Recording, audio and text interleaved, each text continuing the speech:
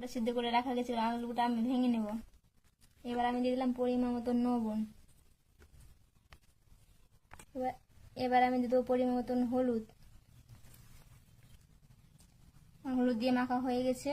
এবার আমি লঙ্কা কুচি আর পেঁয়াজ কুচি দিয়ে দেবো। এবার আমি দিয়ে দেবো এর মধ্যে কাঁচা ডিম। এই ডিম দিয়ে আমি ভালো করে মেখে নেব।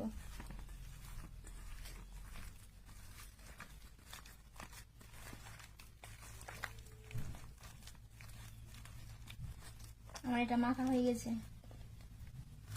এটাই দেখো আমার আগে থেকে করা আছে। এবার আমি ছোট ছোট করে ছেড়ে দেব।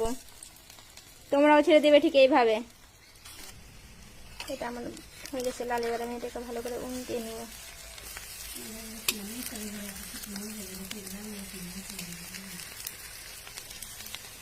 ভালো করে লাল লাল করে একটু ভাজলে খেতে একটু বেশি ভালো লাগবে আর কি।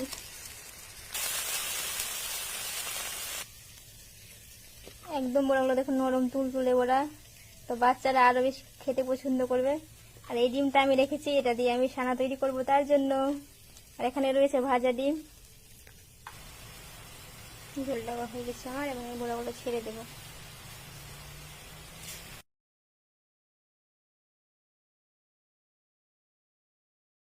রেডি হবে।